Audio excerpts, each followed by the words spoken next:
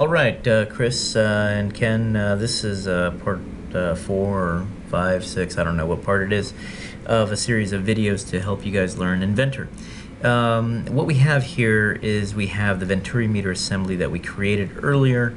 I think what we're asking was, how do you section off a portion of a building to be able to maybe expose this view once you have it?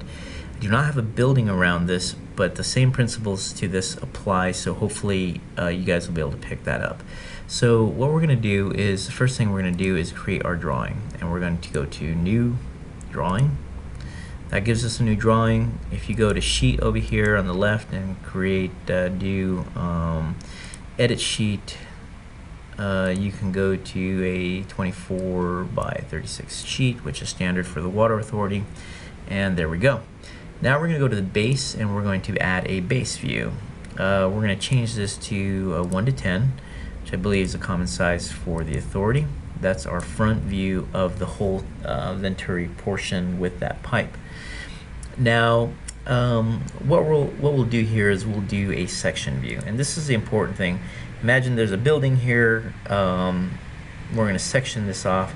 So what we'll do is, as you look here or see here, my cursor is snapping onto different things. It's a little drawing a little dotted line, so it's snapping to the center line. So I'm going to draw a line straight down through the center, right click and hit continue. That gives me my section property right there. Okay, so then if you have a building, you would see the section going through the whole building and through the Venturi meter and through everything. But what if you don't want everything to be exposed? Maybe you want the Venturi meter not to be sectioned off because you want to be able to see the whole thing. So what you're going to do is you're going to come into here to the Venturi A view right here, and then you're going to see, as I'm moving my mouse over, it's showing the different areas, the different parts.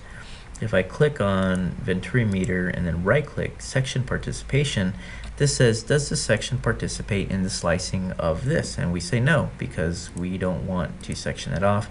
And there is our Venturi meter.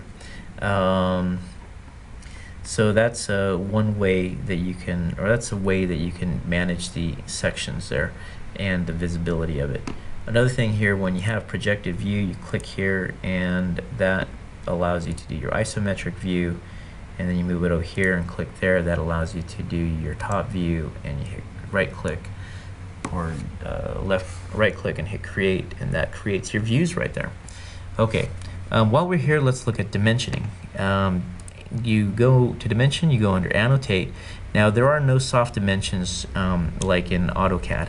The dimensions are hard dimensions. They're based on the parameters in the 3D model. So you can't type stuff in, or that's a forced, you can, but that's a forced dimension and you don't want to do that, because you want to take advantage of the ability to be able to update stuff. So if we go to dimension here, we click there, and we click on that center point and go to that center point there. That'll give us our dimension, and we hit OK. And there's our dimension, 109.7 inches. Let's see, what else is there? You can do chain dimensions here, where you click this area here and click this area, and this clicks that area, and then hit continue, and it'll give you those dimensions of that continuous area there. For bolt holes and radiuses, you click on let's see here, dimension, and we're going to click there. Actually, that's incorrect. Click on the area, and that gives you your diameter. We'll click on that line work too, and that gives you your diameter. Now, what if you want to do a bolt hole here, like a bolt hole pattern? What you would do is you would go to, you can do a couple of things here. You can do center mark here to do a center point for your hole. You can do a center pattern too, where you can click on the center pattern here, and then it'll set it up so that way you do a pattern on it. Then if we go to back back here to place views, you can do sketch, and you can actually let's see here, sketch inside of here. So what you'd be able to do is go circle,